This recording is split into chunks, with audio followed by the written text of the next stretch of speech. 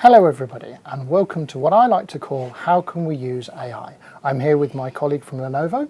Hi, I'm Emily Barrett. And I'm Martin from Getech. And this is a series of podcasts which we're going to talk about how you can actually use AI and how actually it can prove useful for you. So one of the prolific amounts of technology that has exploded over the last few years is CCTV. Started in the 80s, it was really grainy footage.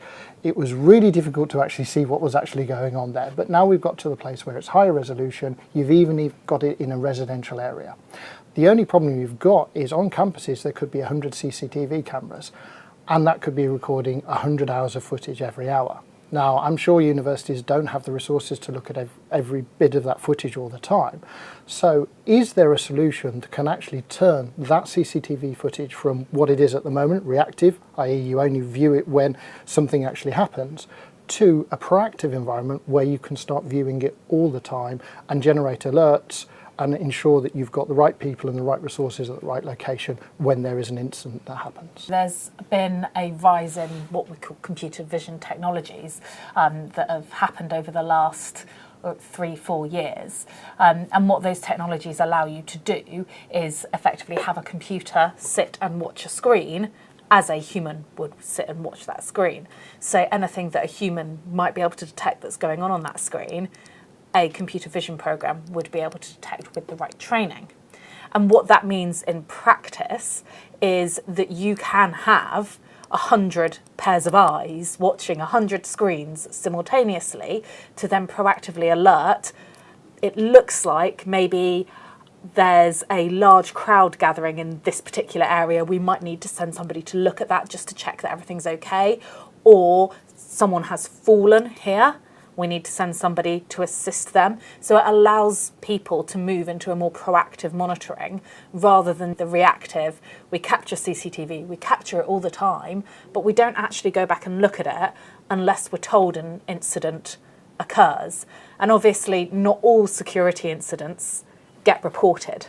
So what we can start to look at with some of this more proactive monitoring is if we know, for example, a student's been involved in an incident because it's been picked up by CCTV, the system's alerted and said, something's gone on here, we can then also proactively reach out to that student, right? And check, are you okay? Do you need any additional assistance? And use that to further enhance student safety on campus. Wow, that's really amazing. And that can all be done in real time. So there's none of this, it's, you know, the incident happened at 3 hours ago and the AI algorithms has only just found out. Yeah, no, it's all done in real time. This is one of the reasons why when we start talking about some of this technology, what you're doing and what you are processing and where you're processing it really matters. Because if you start looking at taking those camera feeds and streaming them up to a central processing unit somewhere, there's going to be a latency in that streaming. Whereas if you can do that processing closer to where those cameras are happening, there's a lower latency there. So you're able to get more instant results in terms of this incident is happening and it's happening now, we need to go. Because otherwise, you're in the same situation that you are now. If someone reports it, you can go back and look at that footage from 3 hours ago, but being able to have that live is what's really important here. Absolutely, because that's what the students want when they're on campus. They want to feel safe and secure. And if they know that basically somebody is actually monitoring that CCTV and if there is an incident that they could have support straight away, that would be fantastic. Are there possible useful areas that maybe actually it could be used for something else? I've heard people talk about, you know, from a States department. Is that something that could be rolled in? Yeah, absolutely. And like I said at the start, you know, you can train these programs to recognise anything a human can recognise. So if you want to look for overhanging trees or blocked gutters, so long as a human can look at it, then yes, absolutely. That is something that can be trained for, especially when we start looking at some of these technologies and these projects. The scope of what you can do is quite big. So I think the one piece of advice I would give is just work out what is really important to you to start with. Start with a few smaller things Yep. and then look to add things into that. Yes.